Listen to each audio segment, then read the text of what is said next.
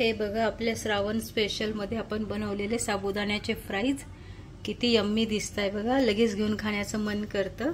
त्याच्यासोबत ही हिरव्या मिरचीची हिरवी चटणी। हॅलो नमस्ते सर्वांना, मी संजीशा कदम माझ्या यूट्यूब चॅनल मध्ये तुमचं सर्वांचं स्वागत करते। चला तर मग बघूया आपण श्रावण स्पेशल रेसिपी मध्ये साबुदाण्याचे फ्राईज कसे बनतात ते।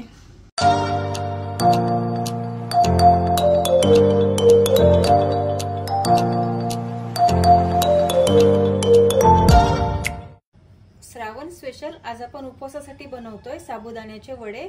त्यासाठी मी ते 1 कटोरी साबुदाणा घेतलेला आहे।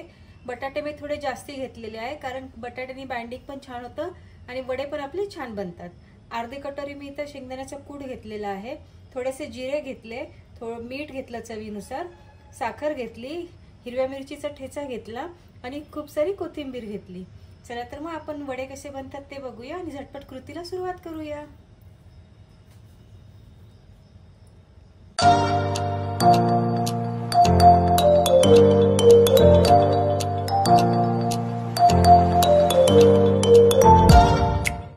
श्रावण स्पेशल आज आपण बनवतोय साबुदाण्याचे फ्राईज।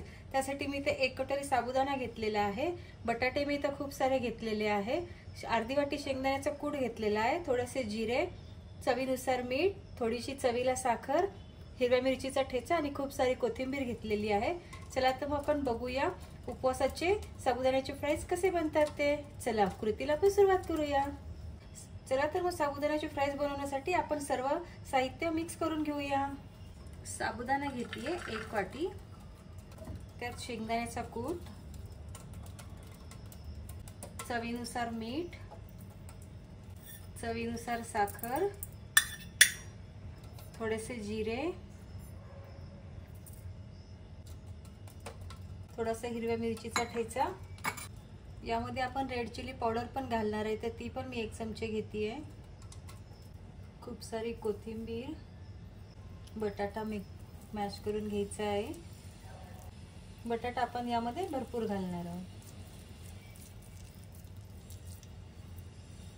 तुम्ही या पद्धतीने करून बघा, फार छान लागतात साबुदाण्याचे फ्राईज। आता हे सर्व जिन्नस आपण एक करून घेऊया।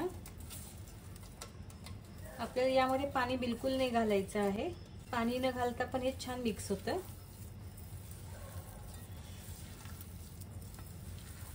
हे बघा या पद्धतीने आपण फ्राईजचं मिश्रण असं छानपैकी मिक्स केलेलं आहे। आता आपण याचे छोटे छोटे फ्राईज बनवून घेऊया। हे बघा किती छान मिक्स झालं ना आपलं साहित्य। चला आता छोटे छोटे फ्राईज बनवून घेऊया। उपवासाचे साबुदाण्याचे फ्राईज बनवण्यासाठी मी इथे एक छोटा गोळा घेतलेला आहे बघा, जे आपण मिश्रण बनवलं होतं ना त्याचा, आणि त्याला असं छानपैकी शेप द्यायचा। जास्ती जाड नाही करायचं ते।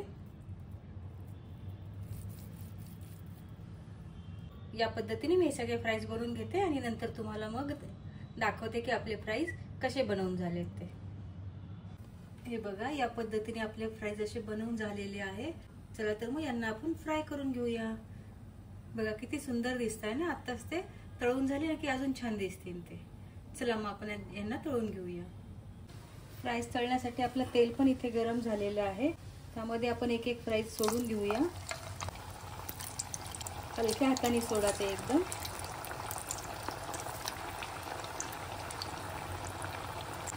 हे फ्राईजला लगेच नाही हलवायचं, आपण थोड्या वेळाने हलवणार आहे। थोडे शांत झाले ना, पक्के झाले ना, मग आपण त्यांना हलवणार आहे। बघा किती छान फ्राय होतं ना आपले फ्राईज। होऊ देऊ अजून त्यांना आपण। बघा अजूनपर्यंत तुटले नाही आपले फ्राईज। एकदम हलक्या हाताने त्यांना हलवा, जास्ती हलवायची गरजच नाही, ते तसेही फ्राय होणार आहे। चला त्यांना मोकळं असं फ्राय होऊ देऊया आपण। बघा किती छान फ्राय होत आहे, सगळ्या बाजूनी छान फ्राय झालेले आपले फ्राईज।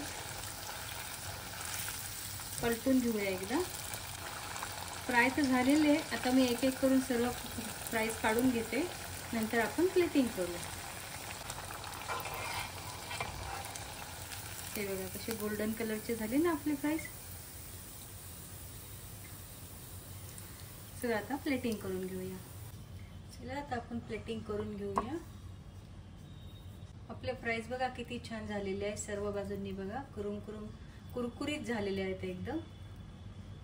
चला मी प्लेट लावते। आपले हे गरम गरम फ्राईज खायलाही छान वाटतात आणि दिसायलाही छान वाटतात। तुम्ही हा पदार्थ पण घरी नक्की ट्राय करून बघा। श्रावण सोमवार उपवास स्पेशल मध्ये मी हे फ्राईज बनवलेले आहेत, साबुदाण्याचे फ्राईज। तुम्हाला कसे वाटले मला कमेंट करून नक्की सांगा। हिरवी चटणी मी केलेली आहे फ्राईज बरोबर खाण्यासाठी। हे बघा एक फ्राईज मी तुम्हाला तोडूनही दाखवते। हे बघा कच्चे पण नाही आहे, छान फ्राय झालेले आपले फ्राईज।